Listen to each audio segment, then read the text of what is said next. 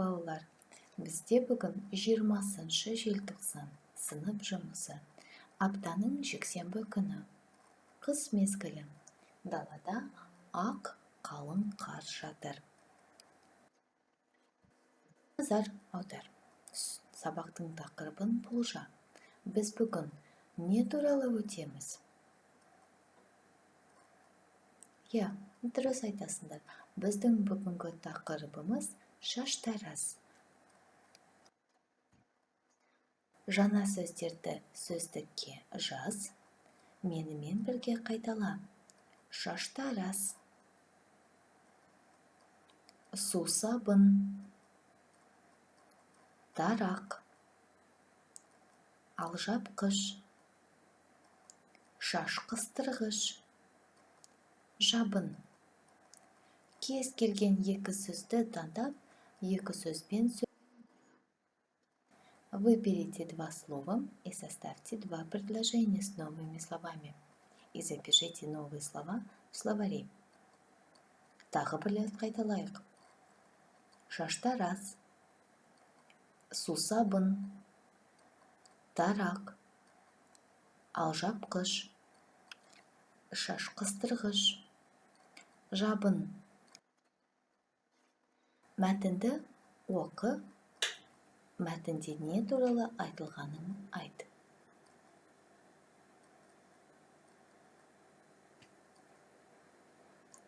Шаштаразда. Шаштараз адамдардың шашын сәндейтін орын. Шаштаразға қыз да, ұл да барады. Шаштаразда ең алдымен шашынды сусабынмен жуады. Келесі кезекте шашынды қияды. Ал ұлдардың шашын көбінесе мәшинкемен алады. Соңғы кезекте кептіріп сәндейді. Екінші мәтін шаш сәндеу. Бастың көркі шаш демекші, шаш адамға ерекше көрік береді. Қазіргі уақытта шаштың сәнді үлгілері өте көп. Шаш сәндеуде өзіңіз қалаған үлгіні таңдауға мүмкіндіктер бар. Шашы ұзын қыз балаларға сәнді өрілген шаш жарасады деп ойлаймын. Егер шаш қалың болса, қос бұрын өрген қолайлы.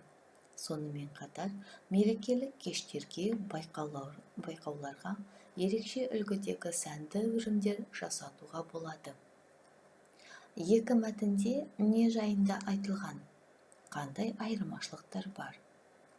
Прочитайте внимательно текст и ответьте на вопрос. Про что было рассказано в первом тексте и про что было рассказано во втором тексте?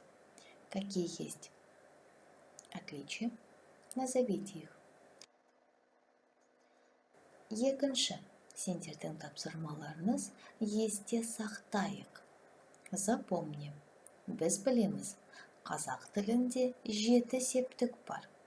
Атау септік, ілік септік, барыс септік, табыс септік, жатыс септік, шығыс септік және көмектес септік.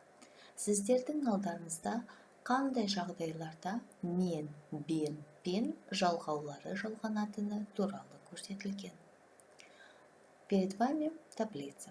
В таблице указано, при каких случаях добавляется окончание мен, бен, пен. Запомните и выучите, пожалуйста, эту таблицу. Теперь попрактикуемся. Жаттығайық. Сөйлемдегі сөздерге тиісті жалғауды жалғап жаз. Сіздердің алдарыңызда 8 сөйлем бар. 8 сөйлемнен алғашқы 4 сөйлемді немесе соңғы 5-ші сөйлем және 8-ші сөйлемге дейін алуға болады.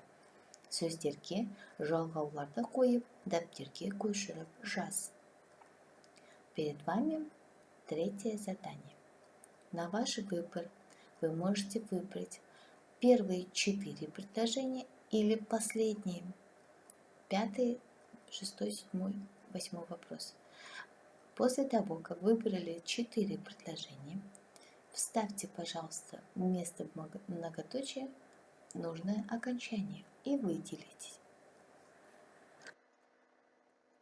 Екінші кесте сол жақта мен, сен, сіз, ол, біз, сендер, сіздер, олар, яғни жүктік жалғаулар көрсетілген. Оң жақтағы кестегі жүктік жалғауларына көмектес септіктің жалғаулары жалғанған. С левой стороны у вас личные окончания. С правой стороны у вас личные окончания, но с добавлением окончания көмектес септік. Теперь практикуемся. Үшінші тапсырма ә. Жақшада берілген сөздерді дұрыс нұсқада жаз. Опираясь на таблицу, раскройте скобки, подставляя көмектес септік, окончание көмектес септік. Также выбираем первые 4 предложения. Работаем только с первыми 4 предложениями. Письменное задание. Бірінші сөйлемді мен оқып көрейін. Сен бірге шаштаразға бар. Сен көмектес септіктің жалғауын жалғанған кезде сенімен вместе с тобой. Сенімен бірге шаштаразға барамын. Алғашқы 4 сөйлемді дәптерге жазамыз. Сендердің үй жұмыстарыңыз. Алдарыңызға берілген диалогты мұқият оқисыңдар, сұрақтарға жазбаша жауап бересіңдер. Ваше домашнее задание. Выучить новые слова, жаңа сөздерді жаттау. Екінші тапсырма. 4-ші тапсырманы оқып, 5-ші тапсырмаға жауап беру. Опираясь на 4-е задание, вы должны ответить на вопросы. Это ваше домашнее задание. Сабақ аяқталды. Сау болыңыз.